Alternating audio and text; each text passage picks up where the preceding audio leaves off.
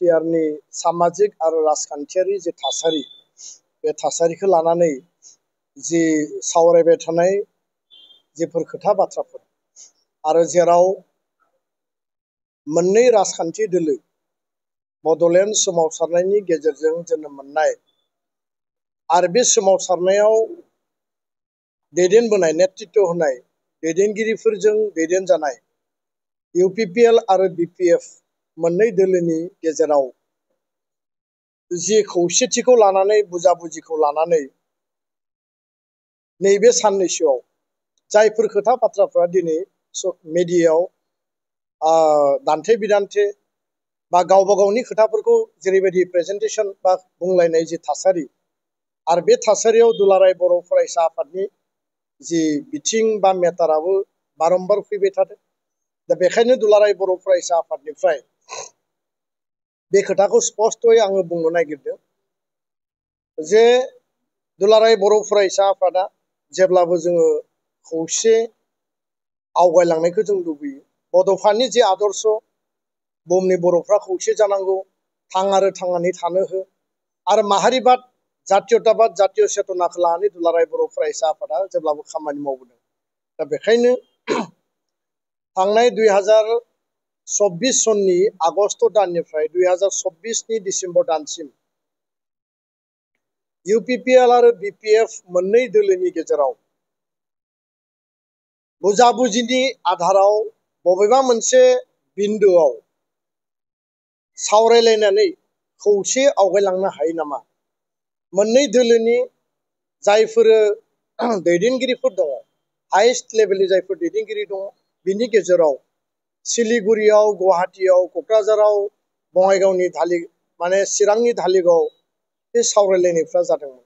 सावरायनायनि जि बिथिंफोर जथेस्थ' पजिटिभ आरो बे सावरायनायाव जोङो मोननै जि आनसलिक जि दोलो रिजनेल जि पार्टी दङ, बे पार्टीया खौसेयै 34 इयार्स सोमावसारनायनि उनाव संग्रामनि उनाव मोननाय 5000नि बारा जि मुंख्लं जालांबाय, जि शहीद जालांबाय आरो जि मोनसे भायलेन्सनि जि मोनसे ब्लाडशेडनि जि मोनसे चेप्टारमोन, बेखौ फोजोबनानै बिएसि बिटिसि आरो बिटिआर गोरोबथानि उनाव खौसेयै जोङो बर' हारि दानायनि थाखाय, गेरेमसा माहारि दानायनि थाखाय माहारिबादनि आधाराव गासै 35 लाख जाति जनगोष्ठीखौ लाफानानै बर' हारिनि लिडारशिपआव जोङो खौसे आवगायलांनो हायो नामा?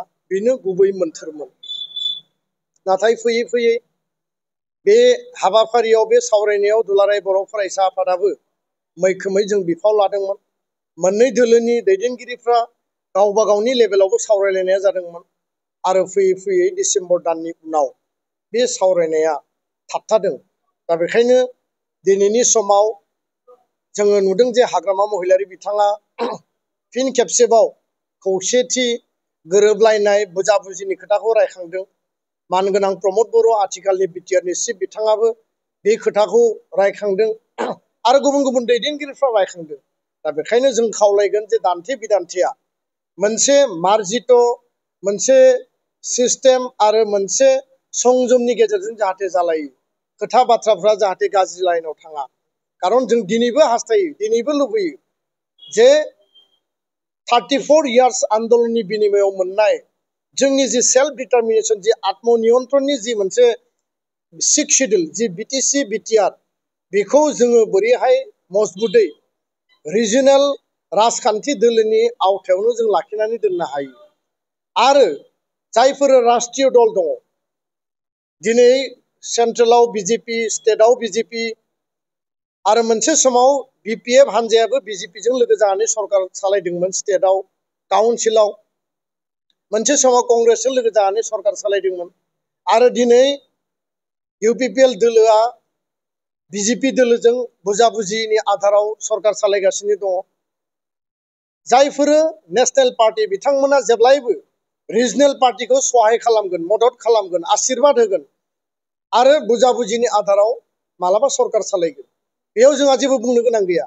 किन्तु खोथाया जाहैबाय जे जोंनि जि सेल्फ डिटारमिनेसन, जोंनि जि बिटिसि बिटिआर जि 6 शिड्युल आरो बे 5000 शहीदनि बिनिमयाव मोननाय जि एरेन्जमेन्टखौ जोङो जुदि मजबुतै खौसेयै बर' जातीय सार्थनि थाखाय जोंनि जिखिनि मोनथाय अधिकारखौ लानानै जों जुदि हाबा मावलांनांगौब्ला थारैनो गोलाव समसिमहालागै बर' हारिनि जायफोर दैदेनगिरि आन्दलननि गेजेरजों फैनाय दैदेनगिरि आन्दलननि गेजेरजों जोनोम जानाय बे हान्जा बे दोलोफ्रा पार्टिफ्रा खौसे आवगायलांनानै जुदि सासन खालायोबा सरकार सालायोबा बा बेखौ रायजो राजानि इकुवेल राइट्सनि जास्टिसनि थाखाय हाबा मावोब्ला थारैनो बेयाव बर' हारि आरो गासै हारि माहारिनि मुलाम्फाया जागोन।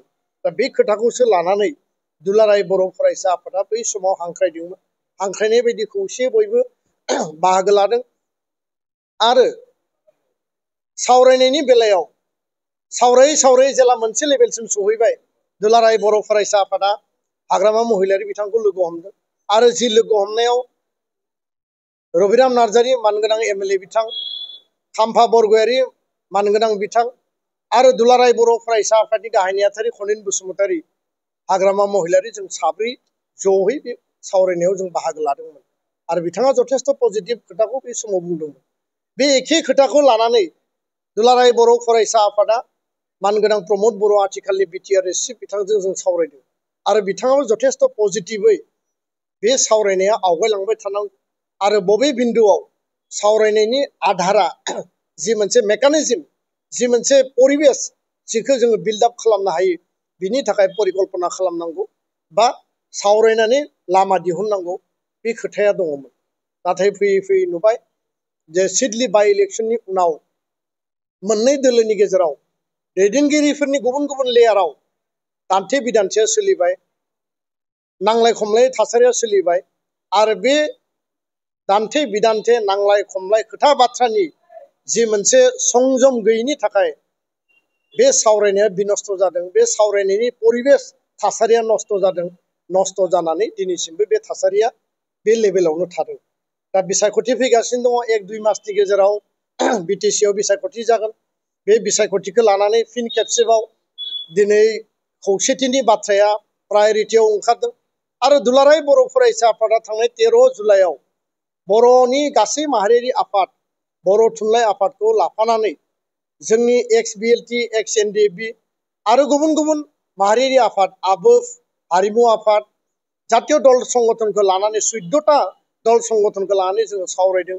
सावरायनायनि गेजेराव बयनिबो खोथाया बेनो सामाजिक भाबै राजनैतिक भाबै बर' हारिनि भबिष्यत आरो गेरेमसा बर' माहारि दानाय बड'फानि जि सान्थौ आरो सानस्रिजों हाबा मावलांनांगौबा जों खौसे आवगायलांनांगौ आरो बेखायनो बर' आन्सलिक राजखान्थि दोलोफोरखौ जों खौसेयै ज' आवगायलांनो थाखाय खावलायनांगौ बे खोथाखौ बयबो बेयाव बुंदों आरो बे खोथाखौनो लानानै 14 तारिख जुलाइआव दुलाराय बर' फरायसा आफादनि इनिसियेटिभआव गासै जिल्ला साब डिभिजन हेडक्वार्टाराव हाजार हाजार लोब लोब बर' लाइमोन सेंग्रा सिख्ला गुबुन गुबुन माहारियारि आफादनि गौथुमनि दैदेनगिरि आरो जोंनि इन्टेलेक्सुयेलफ्रा राजा लामायाव माने बुहुमनि बर'फ्रा खौसे जानांगौ आरो थांनानै थानो हो बड'फानि मोन्थोरखौ अख्राङाव बाराव आरो माने गासैबो लेभेलाव बे आवाज आरो स्ल'गानखौ होदों।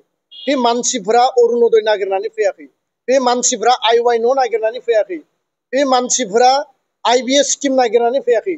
हारिनि खौसेथि हारिनि थामोनथा रैखाथि आरो हारिया खौसे आवगायलांनांगौनि थाखायसो बयबो बे रेलियाव हाजार हाजार बर' लाइमोन सेंग्रा सिख्लाफ्रा एबसुनि मावथिफ्रा बाहागो लादों। दा बेखायनो दुलाराय बर' फरायसा आफादा बे दिनैनि जि थासारि सामाजिक भाबै समाजाव गावस्रा गावस्रि जोंनि हाबा हुखा जोंनि श्राद्ध जोंनि मेल मिटिं गामियाव सोलिनाय जोङो दिनै खौसेयै जिरायलाया खौसेयै थांलायलाया आरो राजखान्थियारि जि मोनसे अस्थिरता माने पलिटिकेल जि मोनसे इनस्टेबिलिटि आरो जोंनि गेजेराव मोनसे सामाजिक जि संघात दैदेनगिरिफोरनि गेजेराव हान्जाफोरनि गेजेराव जि मोनसे संघात बेखौ जों मालाबाबो लुबैया। जों जेब्लायबो खौसे आवगायलांनो लुबैयो।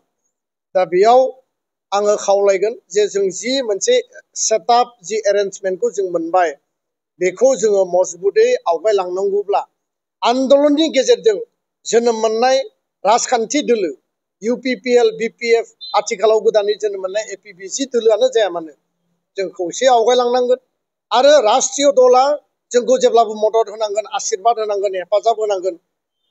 खारन दिल्ली आरो दिसपुर नङाबा मोनसे काउन्सिलखौ सामलायनाया, काउन्सिलखौ दैदेननाया, काउन्सिलनि जौगानाय बे 35 लाख जाति जनगोष्ठी बर' हारिनि हप्स एन्ड एसपिरेशना दिल्ली आरो दिसपुरनि हेफाजाब आरो आशीर्बाद नङाब्ला मालाबाबो बास्तबाव बियो जानाय नङा।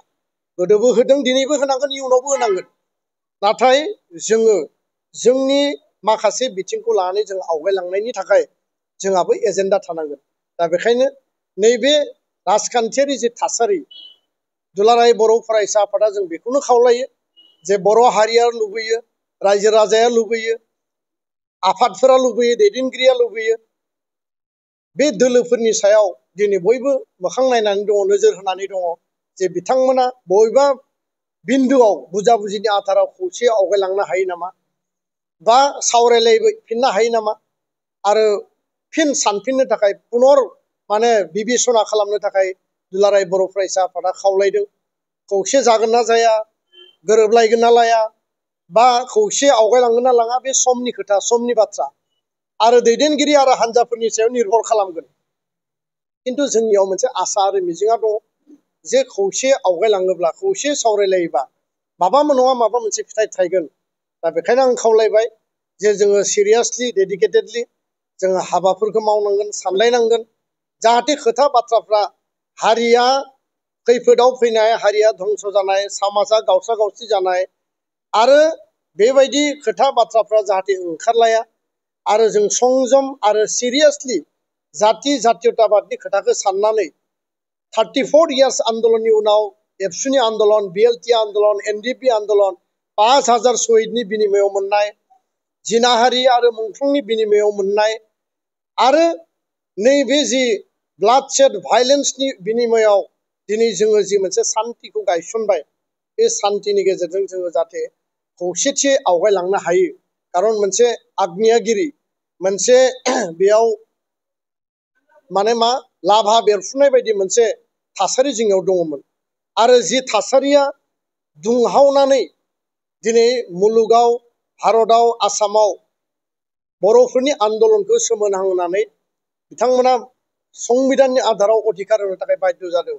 दिनै बियो गुसु जानो थाखाय टाइम नांगोन। आरो बेखायनो बेखौ लासैयै सुग्लाय होनानै हारि दानायनि, हारिनि सार्थनि थाखाय जोङो हाबा मावलांनांगोन। आं बयखौबो खावलायबाय, जों रावबो दल, रावबो दोलोनि जोङो बिर'धि नङा, रावबो दोलोखौ जों हेंथा हिसाबै साना। दुलाराय बर' फरायसा आफादा जोङो मेइन स्ट्रिमाव थानानै बयखौबो जों आपिल खालामदों। आरो बियो जातीय सार्थ, बिटिआरबासि रायजो राजानि सार्थ आरो 6 शेड्युलनि आत्म नियन्त्रणनि, सेल्फ डिटारमिनेसननि मजबुत आरो रैखाथिनि सार्थआवसो बे आपिला। गोजोन्थों।